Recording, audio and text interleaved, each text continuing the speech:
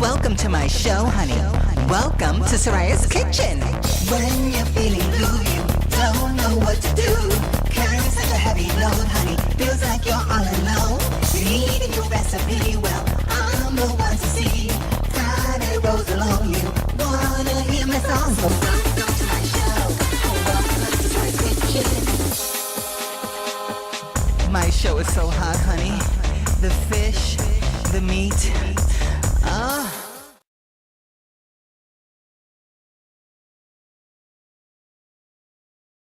Oh, my reform on Rikers Island.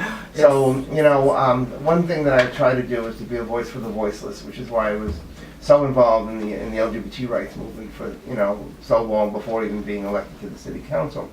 But another community that really doesn't have a voice are those people who find themselves, unfortunately, on Rikers Island.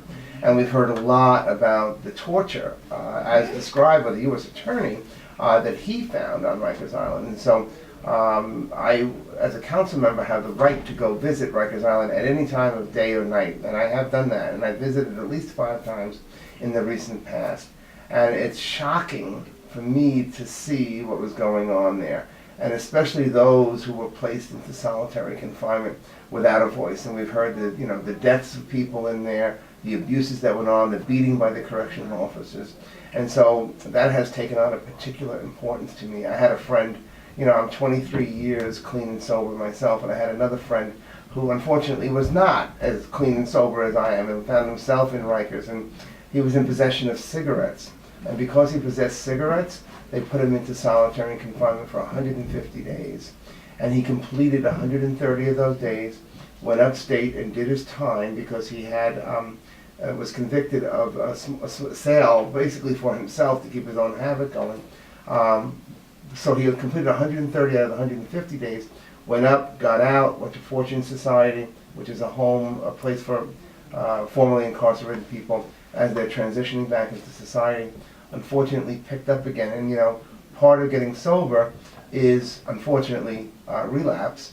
You don't have to do it, but some people do, and he did, and then was arrested again and went back to Rikers. And even though he had done the 130, he owed 20. They made him go right back into solitary confinement. And so ever since that time, he's not been really the same person. He's had a very difficult struggle ahead of him. And so that was my initial interest in going to Rikers and fighting against the use of solitary. And so just last week, as a matter of fact, the Commissioner Pont, came out and has new guidelines. They're going to eliminate solitary confinement for anyone younger than 21. Previously, they were putting 16, 17, 18, 19, 20, and 21-year-olds into solitary confinement. They also have reduced the amount of time for adults that they place in solitary confinement, and they're going to restrict those who are placed into solitary confinement to those who are the most physically violent. And so we've seen some really good changes there. I'll take a little bit of credit for my advocacy, and I passed some legislation to prevent that as well. But I view that also as part of my overall human rights struggle, fighting for gay rights, for transgender rights, for the voiceless. And so that's why I'm really proud of what we've been able to do on Rikers Island. I've been also one of the people that's been fighting on the issue of police reform. And I think that that's something we have to move forward with as well. You can be in favor of reform and not be anti-cop. I'm not anti-cop. I just want to see better policing occur in our city. And the same thing holds true for me about the corrections officers at Rikers Island. We can have a correction department that treats people and doesn't abuse their constitutional rights. And I think that's ultimately what it is that we're aiming for. Excellent, excellent. Well, I know you are aiming and you're well on your way, and I'm just so glad all these topics are being brought up this year in 2015. We're having a good start. Thank you. Yeah, and I really appreciate your work in the community. Thank you. And I appreciate your time, and I hope we can have this ongoing, that we can get updates from you from time to time on what's going on in the community. Absolutely. Politically, yeah. Anytime, just so long as you cook for me. Yeah, I wanted to bring you a gluten-free, sugar-free pumpkin pie and a 64-ounce bottle of Diet Pepsi.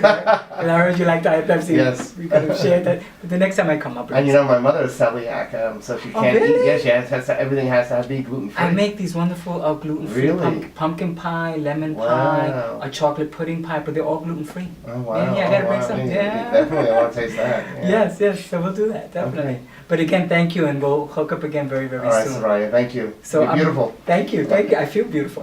More beautiful with looking into your blue eyes. Well, I don't know, I want to be So beautiful much too. flirting So, is going on. But anyway, I'm going to sign off, so I'm going to look over here. This is Soraya Sobada signing off. We were with Councilman Daniel Dromm in his office. We talked about some excellent topics and movement going on in the community that's an advantage to many, many people here, including myself. I'm really, really grateful for the time with Daniel Dromm, and so I'm going to sign off. So thanks for seeing Soraya Sobada's political show. Bye. Want to say anything to the camera? Oh, just love to be on the show with Soraya Dad. I think it's really important, and I have to sample that cooking.